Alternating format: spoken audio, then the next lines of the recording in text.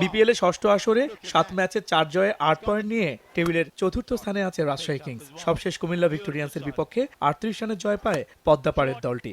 আসরে কিংসের হয়ে প্রথম সেঞ্চুরি করে দলের জয়ে ভূমিকা ছিল ইংলিশ ব্যাটসম্যান লরি ইভান্সের। রানে ফিরেছেন নেদারল্যান্ডসের রায়ান টেন্ডাস্কার, আর বোলিংয়ে স্বরূপে কাটার মাস্টার মুস্তাফিজ। সেই আত্মবিশ্বাস নিয়ে ম্যাচের আগে বিশ্রামের দিনে মাঠে কিংসের ক্রিকেটাররা।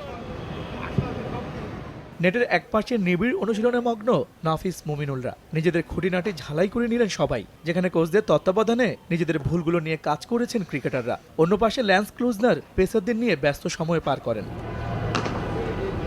টুর্নামেন্টে নিজেদের বাকি 5টি ম্যাচে জয়ের ধারা ধরে রাখার প্রত্যয় রাজশাহী কিংসের। টি-20 ক্রিকেটে ব্যাটে বলে সমান তালে সেরাটা খেললে নিজেদের দিনে যে কাউকে হারানো সম্ভব বলে মনে করেন কিংসের কোচ। প্লেয়ারদেরও চেষ্টা ছিল যে আমরা কিভাবে ভালো করি। আর টি-20 গেম যে কোনো সময় যে কোনো টিম দাঁড়ায় যেতে পারে। ওই বিদেশি প্লেয়ারদের এখানে এসে অ্যাডজাস্ট করা একটু কষ্ট হয়ে যায়, বাট ডে বাই ডে উইকেটও ভালো হচ্ছে। যারা ওভারসিজ প্লেয়ার তারাও অ্যাডজাস্ট করতেছে। পদ্মাপাড়ের দলটিতে বিদেশি ক্রিকেটাররা ফর্মে রয়েছেন, তাই পরের ম্যাচগুলোতে বিদেশিদের সঙ্গে দলের এক ঝাঁক তরুণ লড়াইয়ের জন্য প্রস্তুত বলে জানান কোচ মিজানুর রহমান। ফুল টুর্নামেন্টে আমাদের বোলিং সাইড খুবই ভালো, আমাদের ছেলেরা খুব ভালো করছে।